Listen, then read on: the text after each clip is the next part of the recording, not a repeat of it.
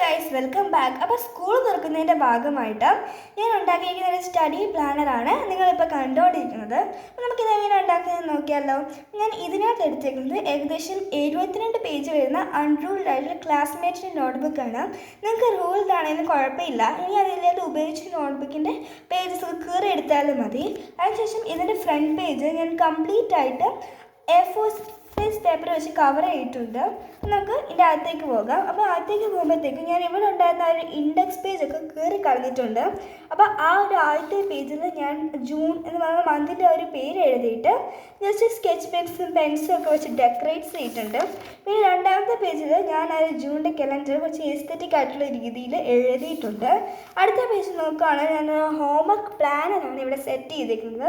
അതായത് നമ്മുടെ ഹോംവർക്ക് തന്ന ഡേറ്റ്, പിന്നെ ഏത് സബ്ജക്റ്റിലാണ് ഹോംവർക്ക് തന്നത്, എന്ത് ഹോംവർക്കാണ് ടാസ്ക് ടു ബി ഡൺ ഏതാണ്, പിന്നെ ഏറ്റവും അവസാനമായിട്ട് ഹോംവർക്ക് കൊടുക്കേണ്ട ഡേറ്റ്.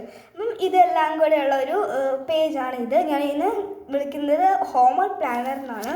ഇനി അടുത്ത പേജിലേക്ക് ഒരു TP, അതായത് നമുക്ക് ഏതെങ്കിലും സബ്ജക്റ്റിന് TP ഉണ്ടെങ്കിൽ നമുക്കത് ഇവിടെ നോട്ട് ചെയ്ത് വെക്കാൻ പറ്റും. ഇത് തികച്ചും യൂസ്ഫുള്ളാണ്. ഇനി അടുത്ത പേജിലേക്ക് പോവുകയാണെങ്കിൽ പ്രൊഡക്ടിവിറ്റി ട്രാക്കറാണ്. അതായത് ഞാനിപ്പോൾ ഇവിടെ 30 ഫ്ലവേഴ്സ് വരച്ചിട്ടുണ്ട്. നമുക്കറിയാം ജൂണിൽ 30 ഡേയ്സ് ആണുള്ളത്. ഇനി ഞാൻ ഡേ 1 തൊട്ട് ഇപ്പോൾ ഡേ 1ൽ എനിക്ക് ഭയങ്കര പ്രൊഡക്റ്റീവാണിത്. ഞാൻ ആ ഒരു ഫ്ലവർ ഈ റെഡ് വെച്ച് കളർ ചെയ്യും. ഇനി ഓക്കെ വലിയ പ്രൊഡക്റ്റീവ് എല്ലാവർക്കും ഇല്ലെങ്കിൽ പിങ്ക് വെച്ച് കളർ ചെയ്യും. ഇനി ഭയങ്കര ലേസിയാണ് ഞാൻ യെല്ലോ വെച്ച് കളർ ചെയ്യും. അപ്പം ഇതെന്ന് വെച്ചാൽ നമുക്ക് ആ ഒരു മന്തിൽ 30 ഡേയ്സിൽ ചെയ്തിട്ട് അവസാനം നമുക്ക് ആ ഒരു മന്ത് എത്ര പ്രൊഡക്റ്റീവ് ആണെന്നൊക്കെ നമുക്ക് അറിയാൻ പറ്റും. ഇത് നമുക്ക് ഈ ഡിസൈനിന് കൊടുക്കണമെന്നില്ല, വേറെ എന്തെങ്കിലും ഡിസൈൻ കൊടുത്തേച്ചാലും മതി. ഇനി അടുത്ത പേജിലേക്ക് പോകുമ്പോഴത്തേക്കും ഞാൻ മൂഡ് ട്രാക്കറാണ് സെറ്റ് ചെയ്തിരിക്കുന്നത്. അതായത് ഞാൻ ഹാപ്പി ആണോ സാഡ് ആണോ അതനുസരിച്ചാണ്. ഇതും ഞാൻ നേരത്തെ പറഞ്ഞ പോലെ നിങ്ങൾക്ക് വേറെ ഡിസൈൻ സെറ്റ് ചെയ്താൽ മതി. ഇവിടെയൊക്കെ എടുത്തേക്ക് ഹാപ്പി ആണെങ്കിൽ റെഡ്, പിന്നെ ഒരു ന്യൂട്രൽ ആണെങ്കിൽ പിങ്ക്, പിന്നെ സാഡ് ആണെങ്കിൽ ഒരു ഡാർക്ക് ബ്ലൂ കളറാണ്, പിന്നെ എന്ന് വെച്ചാൽ ഒരു ഓക്കെ കണ്ടീഷൻ ആണെങ്കിൽ ഞാൻ ബ്ലൂ കളറാണ് കൊടുത്തേക്കുന്നത്.